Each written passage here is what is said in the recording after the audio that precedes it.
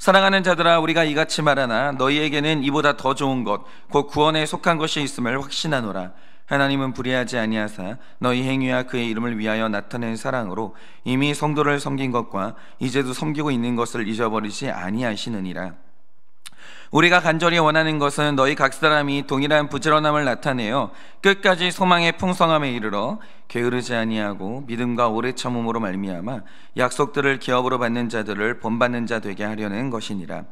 하나님이 아브라함에게 약속하실 때에 가리켜 맹세할 자가 자기보다 더 큰 이가 없으므로 자기를 가리켜 맹세하여 이르시되 내가 반드시 너에게 복주고 복을 주며 너를 번성하게 하고 번성하게 하리라 하셨더니 그가 이같이 오래 참아 약속을 받았느니라.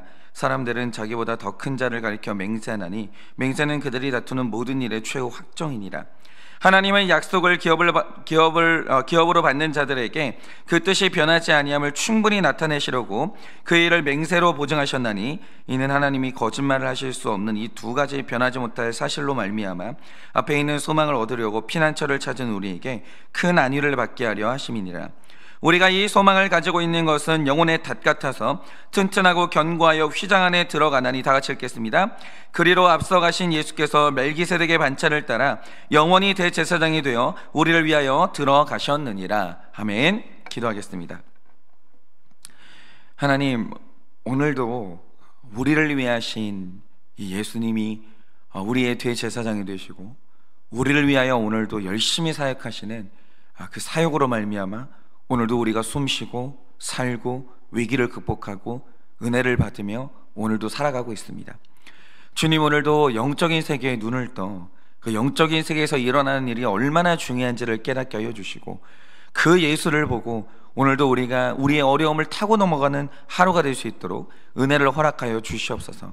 주님, 오늘도 말씀하시면 잘 듣겠습니다. 말씀하여 주시옵소서. 예수님의 이름으로 기도드립니다. 아멘. 네, 아마 여러분도 이정훈 교수님이라는 분을 아실 수 있는데요. 이분이 원래는 굉장히 독실한 불교 신자였습니다. 그런데 얼마나 독실했냐? 예전에 대광고라는 미션 스쿨이 있었는데요. 그 학교에 다니던 이 강의석이라는 학생이 종교의 자유를 이제 주장하면서 그 학교의 미션 스쿨인데 이 체포를 거부한 일이 있었습니다. 그런데 이 사건을 놓고 반기독교 단체죠, 이제 종자연인 것 같은데 여기가 이제 그 학생을 지원하면서 대광고를 향해서 소송을 진행한 적이 있었거든요. 그런데 이때 이렇게 반기독교적인 소송의 전략을 짜면서 그 운동을 했던 분이 이정훈 교수님이었습니다. 그 정도로 독실한 불교 신자였고 안티 기독교 신자였던 거죠. 그런데 이랬던 분이 어느 날 회심을 한 거예요. 그래서 이제 기독교의 진리를 대변하는 강사가 됐으니까 어떤 분은 이분을 향해서 21세기의 사도 바울이다 이런 말까지 했거든요. 그러니까 이 변화가 이제 엄청나게 놀라웠던 사건인 거예요. 그래서 저도 이분의 이제 간증을 한번 들은 적이 있는데, 만약 기독교 채널에 나가서 이분이 이제 간증을 하면 사회자가 가장 궁금해하고 가장 먼저 하는 질문이 뭐겠습니까? 어떻게 당신 같은 사람이 회심을 하게 된 겁니까? 무슨 일이 있었던 겁니까? 이게 이제 제일 궁금하죠. 그래서 이분이 이제 여러 가지 대답을 해주셨는데 그 중에서도 제 마음에 깊이 들어온 대답이 있었어요. 아무래도 이분이 이제 학자다 보니까 기독교를 공격하기 위해서 이분이 기독교를 체계적으로 공부를 하기 시작한 거예요. 그러다가 이제 기독교의 교회 역사를 공부하게 됐거든요. 그런데 기독교의 역사를 공부하다 보니까 자연스럽게 종교개혁 시대를 공부하게 됐고 개혁자들이 어떤 방식으로 살았는지 이걸 이제 공부를 하게 된 거죠. 그런데 당시에 종교개혁을 하던 분들 중에서는 교황청에 의해서 화형을 당한 분들이 굉장히 많았거든요. 그러니까 이제 교황청의 입장에서는 이게 반역이기 때문에 이걸 누르려면 공포심을 줄 필요가 있었어요. 근데 그 중에 하나가 뭐냐? 공개적으로 화형을 시키는 거예요. 굉장히 고통스럽게 돌아가신 이 종교개혁자들이 많았다라는 거죠. 그런데 이분이요, 그들에 대한 기록을 읽으면서 위축되는 자신을 발견한 거예요. 왜냐? 아니, 도대체 자기들이 믿는 진리가 뭐길래 어떻게 불에 태워지는 고통을 감당하는가? 그리고 어떻게 사형을 당하면서도 그 확신을 굽히지 않을 수가 있는 것인가? 이들의 확신이 도대체 뭔가? 이게 이해가 안 가는 거예요. 그러다가 이런 기록을 대하는 자신의 감정을 어느 날 마주하게 되는데 이 종교개혁자들이 걸어왔던 길, 그들의 확신을 보면서 자기가 어느 날 두려움을 느끼고 있더라는 거예요. 그러니까 그분 말씀으로는 쫄았다는 거예요. 그분들한테. 그러니까 어느 날부터 이분이 성경을 진지하게 읽게 됐고, 그러다가 나 같은 것을 사랑하시는 그 하나님의 강력한 사랑을 깨닫고 이분이 완전히 꺾인 거예요. 그리고 이분이 이제 하나님께 돌아온 거죠. 그러니까 우리는요, 지금 종교개혁이라는 걸 교과서에서 글을 읽으니까 그 시대의 신앙이 얼마나 뜨겁고 치열했는지 이거 감이 없거든요.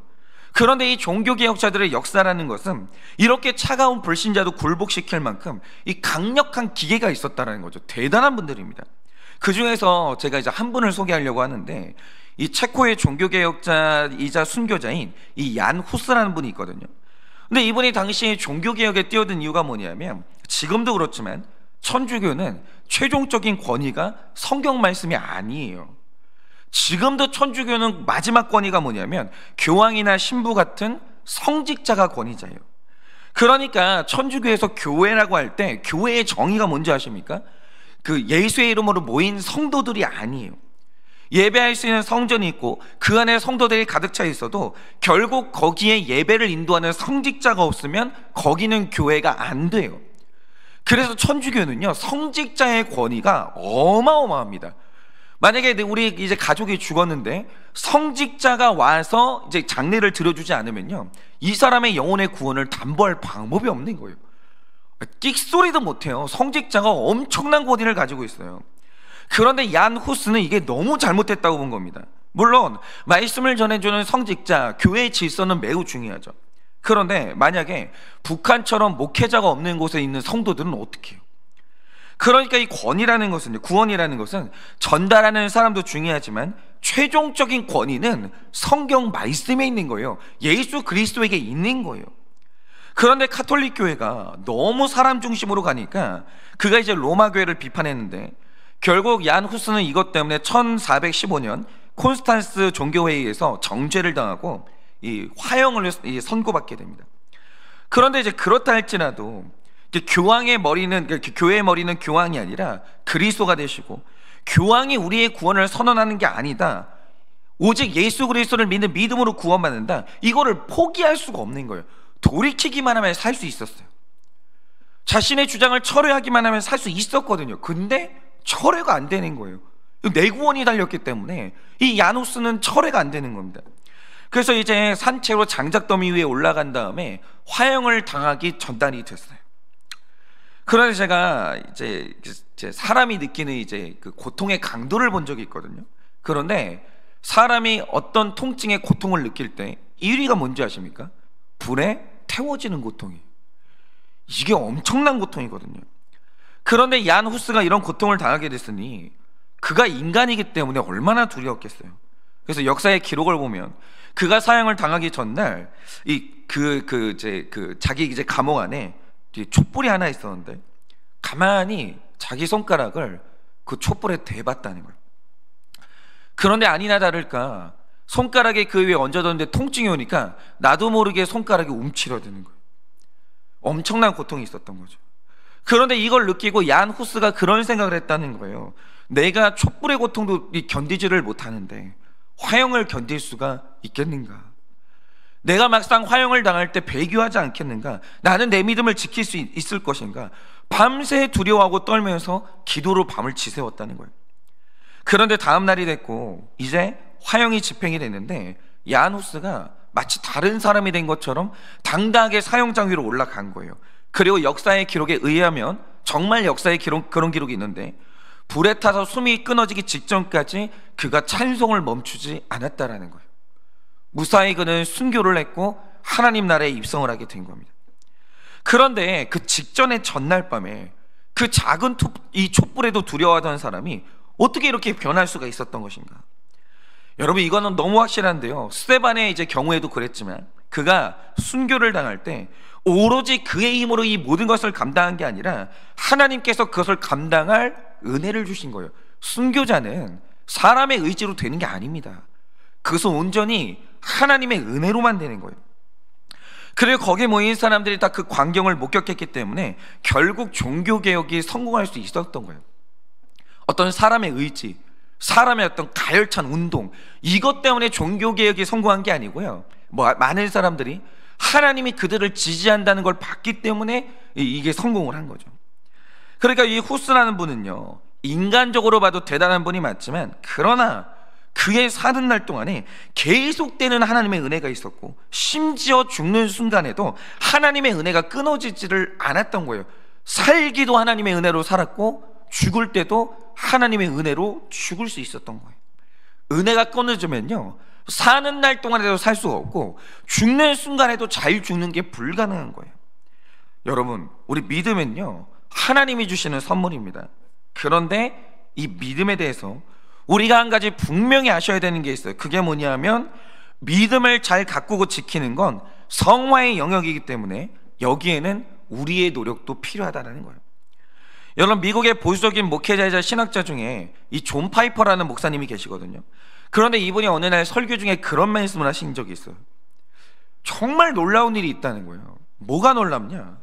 내가 오늘날까지 믿음을 유지하고 있다는 사실이 너무 놀랍다는 거예요. 그런데 오늘도 내가 이 자리에 있는 것은 나를 이끄신 하나님의 은혜가 계속 공급됐기 때문에 가능한 것인지, 정말 목회자로 살면서 믿음을 상실할 뻔한 일들이 너무너무 많았다는 거예요. 정말 너무 많았다는 거예요. 여러분, 믿음을 가지는 것 전적으로 하나님의 은혜지만 믿음을 지키는 것도 하나님의 은혜예요. 여러분, 존 파이퍼가 그렇게 말했어요. 맞아요. 여러분, 우리는 이렇게 유혹이 많은 세상을 살면서 이 믿음 지킨다는 거, 여러분, 이렇게 악하고 음란한 세상을 살면서 넘어지지 않는다는 거 정말 어려운 일이에요. 정말 어려운 일이에요. 그리스도인으로 산다는 게 얼마나 어려운지를 몰라요. 그런데 지금 히브리서가 써진 이 당시 성도님들도 믿음을 지키기에 너무 어려운 상황 가운데 있었습니다. 그 시대나 이 시대나 정말 그리스도인으로 산다는 건 너무 어려워요. 그러면 그 당시에 그들이 느꼈던 어려움이 뭡니까? 이 당시에 로마 제국 안에서는요, 유대교와 기독교를 대하는 이 차별이 정말 심했습니다.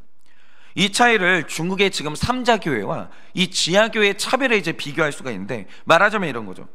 지금도 이제 공산당은요, 공산당 일당 체제를 유지하는 게 제일 중요한 목표 중에 하나예요. 그래서 공산당에 순응하는 삼자교회는 어느 정도 허용하고 보호도 해주거든요. 그런데 공산당에 순응하지 않는 지하교회는요, 지금 굉장히 심각하게 박해를 당합니다. 아예 허용이 안 돼요. 심지어 한 번은 이제 공산당이요, 지하교회를 폭파시키는 장면을 TV에서 그대로 방영하기도 했어요. 그런데 여러분, 그렇게 내가 다니는 교회가 폭파되는 광경을 보면 그 자리에 있는 성도들이 얼마나 공포심을 느끼겠어요. 그런데 이 상황에서 지금 지하교회 성도님들이 느낄 법한 그 갈등이 뭐겠습니까?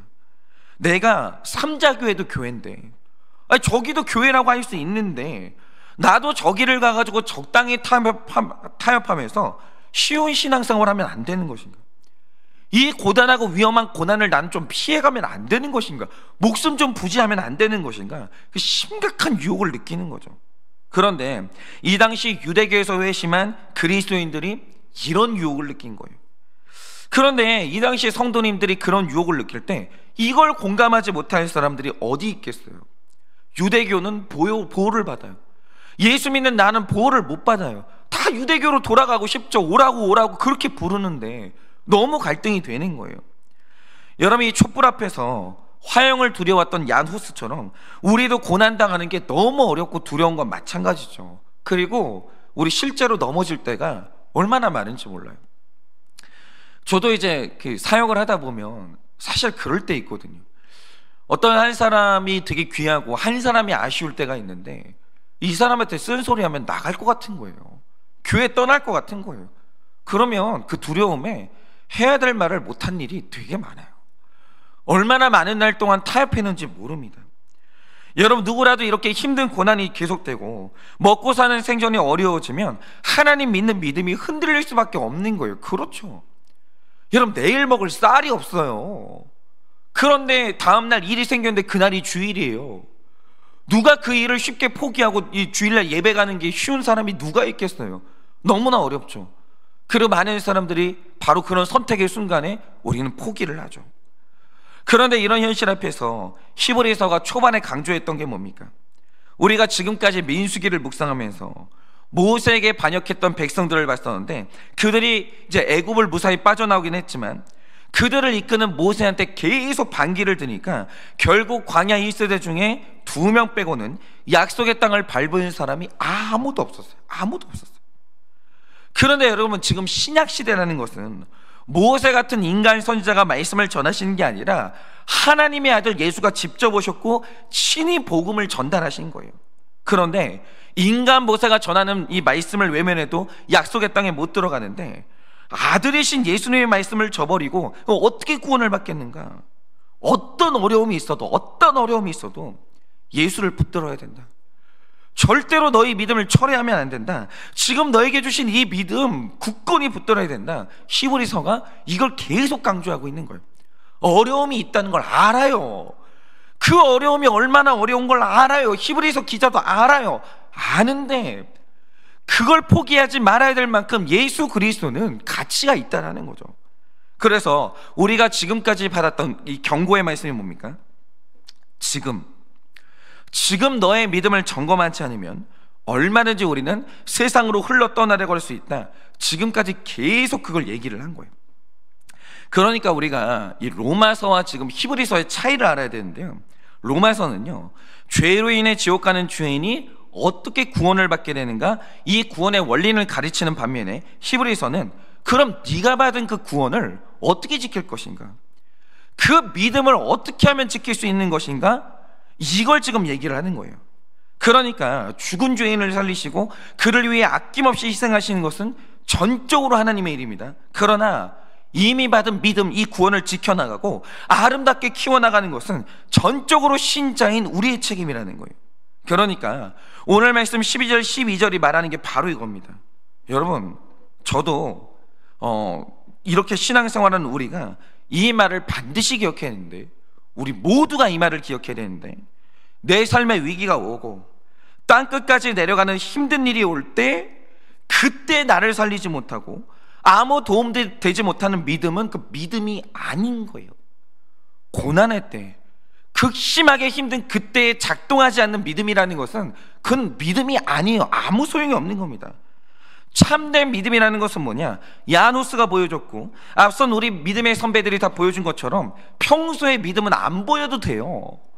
평안할 때 믿음이 보이는 사람이 누가 있어요? 믿음은 언제 보이는 것이냐?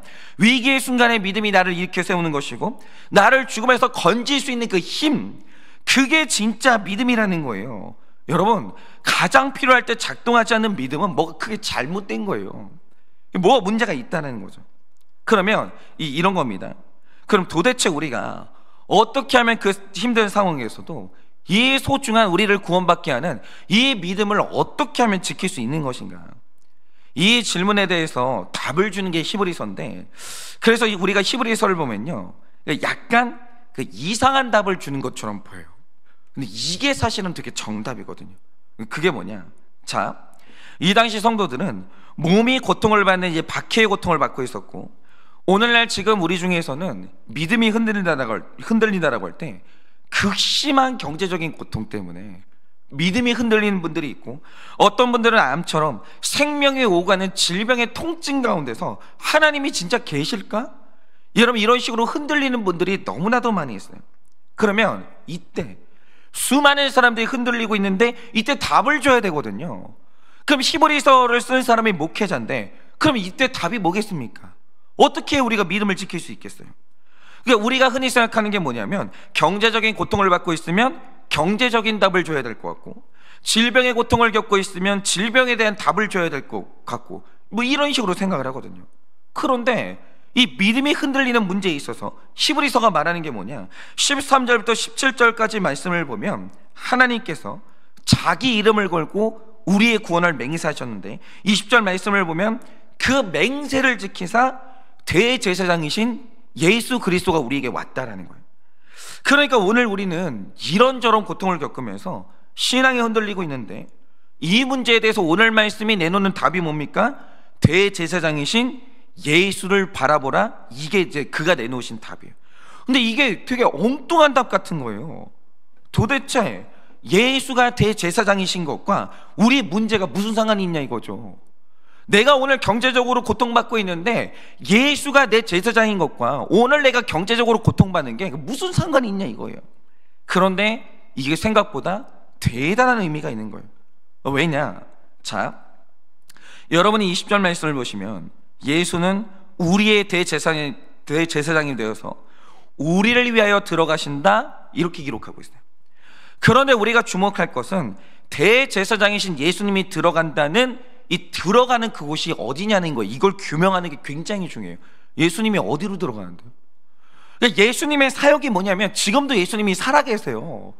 그가 부활하신 육신의 몸으로 지금 살아계시다는 거죠. 근데 그분이 날마다 사역을 하면서 들어가는 곳이 있다는 거예요. 어디냐 이거죠. 이 굉장히 중요해요. 그러면 이 들어가는 곳이 어딘가? 자, 우리가 출애굽기부터 민수기 말씀을 보면요, 이 성막에 대한 기록이 나오는데 자주 말씀드린 것처럼 성막은 세 가지 공간으로 구분됩니다. 성막의 가장 바깥에 있는 공간이 뜰이 있고요, 그거보다 더 안쪽으로 들어가면 성물이 있는 성소가 나옵니다. 그런데 최종적으로 휘장을 지나서 그거보다 가장 안쪽으로 더 들어가면 하나님의 임재가 있다는 지성소가 나오는 거예요. 그런데 200만 명의 이스라엘 백성들 중에서 하나님의 임재의 상징이 있는 법궤가 있는 이 지성소에 들어갈 수 있는 사람은 오직 대제사장, 아론 계열의 대제사장 한 명밖에 없어요. 한 명. 그런데 우리가 이 모세가 지었다는 이 영광스러운 성막에 대해서 우리가 알아야 될 게 있어요. 그게 뭐냐? 출애굽기 26장부터 말씀을 보시면 드디어 이스라엘 백성이 성막을 짓게 되는데 중요한 건 이거죠. 성막이 어떻게 지어져야 될지 모세가 하나님께 받아서 백성에게 설명을 하거든요. 근데 궁금한 건 이겁니다. 성경의 기록을 보면 모세가 성막의 모양과 색깔 그리고 거기에 들어가는 문양을 설명할 때 굉장히 구체적이고 디테일하게 설명을 했다는 거예요. 구체적이에요. 그런데 이게 어떻게 가능하냐 이거죠. 아니, 어떻게 이거 색깔부터 모양까지 아주 구체적으로 이제 얘기를 하는데 이게 어떻게 가능하냐 이거예요. 이유가 뭐냐면 모세가 시내산에 올라갔을 때 하나님께서 그에게 환상 하나를 보여주셨는데 지금으로서는 사람이 접근할 수 없는 성경이 말하는 3층 천에 있는 뭔가를 보여주십니다. 지금 거기가 지금 하나님이 계시는 공간인데 바로 거기에 지금 하늘의 3층 천에 하나님이 진짜로 거하시는 진짜 성소, 성소의 본체, 그게 지금 3층 천에 있는 거예요. 그런데 모세가 환상 중에 성소의 실체 있죠. 3층 천에 있던 하나님이 진짜로 거하시는 그 성소, 이거를 모세가 환상 중에 본 거예요. 그리고 모세가 자신이 봤던 것을 떠올리면서 성경에 나와 있는 성소를 만들게 된 거예요. 물론 똑같이 만들 수가 없죠. 그러니까 이 땅에 있는 재료들을 이제 가지고 와가지고 굉장히 비슷하게 만든 거예요. 봤기 때문에. 모세는요 3층 천에 있는 성소의 본체를 본 사람이에요. 거기 하나님이 실제로 계시는 그 성소를 진짜 본 거죠. 그런데 아무리 잘 만들었어도 이 땅의 성소는요 그 실체의 모형일 뿐이에요. 실체가 있고 이 땅에 있는 것은 그것을 상징하는 모형일 뿐인 거죠. 그러니까 이 땅의 성막은요 하나님이 정말로 좌정에 계시는 진짜 성소는 아니라는 거예요. 여러분, 우리가 실제로 하나님이 거하시는 하늘의 성소는요 인간이 접근하는 게 그거 불가능해요. 예수님만 접근이 가능해요. 그런데 갑자기 예수님이 나타나시더니 우리의 대제사장이 되어주셨다는 거예요. 하나님이 내가 너희를 구원할 구원자를 보내주마 맹세하셨거든요. 그런데 어느 날 하나님의 아들이 내 대제사장이 되어주시더니 나타나신 거예요. 근데 우리의 대제사장인 예수님이 오늘 기록을 보니까 우리를 위해서 들어가시는 곳이 있다는 거죠. 그런데 예수님이 들어가시는 그 장소가 뭐냐? 그게 뭐냐면 예수님은 하나님이 진짜로 앉아 계시는 3층 천에 성소의 본체 있죠. 거기를 예수님이 들어갈 수가 있는 거예요. 왜냐? 진짜 성소에 접근할 권한은 아들밖에 없기 때문이에요. 심지어 이 땅의 성소를 보면요 성경의 기록을 보면 모세가 만들어 놓은 성소에는 사람이 앉는 의자가 없어요. 그런데 히브리서 8장 1절을 보면 하늘의 성소에는 아버지와 아들을 위한 보좌가 있어요. 이 말 뜻이 뭐냐? 예수님이 그 성소 본체의 성소에 들어갈 수 있는 이유는 뭐냐면 예수님이 그 성소의 주인이기 때문에. 그런데 이게 왜 중요합니까? 여러분, 말씀을 보면요 예수님이 휘장을 지나 그 성소에 들어갈 때 우리를 위해 들어갔다고요. 우리를 위해. 그냥 들어가시는 게 아니에요. 우리를 위해 들어가시는 거예요. 그런데 여기에서 예수님이 위한다는 우리는 택자를 말하는 거예요. 여러분, 예수님은요, 만백성을 위해서 성소에 들어가시는 분이 아니에요. 그가 택한 자녀들을 위해서 오늘도 성소에 부지런히 들어가세요. 그런데 들어가서 하시는 일이 뭐냐? 하나님 아버지와 독대하시고 전능하신 하나님께 우리 일생의 모든 어려움들을 중보하기 시작해요. 그분이 우리에게 우리의 모든 상황과 우리 마음의 어려움과 모든 상황들을 놓고 하나님 아버지께 중보하기 시작해요. 직보하기 시작하는 거죠. 나 한 사람의 구원을 놓고요, 일평생 내가 죽는 그날까지 끝없이 예수님이 우리를 탄원하기 시작하시는 거예요. 그런데 여러분, 이거를 깊이 생각하시라는 거예요. 여러분, 성경 말씀 하나하나는요, 깊이 생각하는 것과 깊이 묵상을 못하는 때는 완전히 달라요. 여러분, 인간 대제사장이 모형인 이 땅의 성소에 들어가서 백성을 위해 기도해도 하나님이 들어주세요. 하나님이 그때도 응답을 하세요. 이건 모형이거든요. 나한테 오는 인간은 인간 제사장이거든요. 나한테 직접 얘기할 수도 없어요.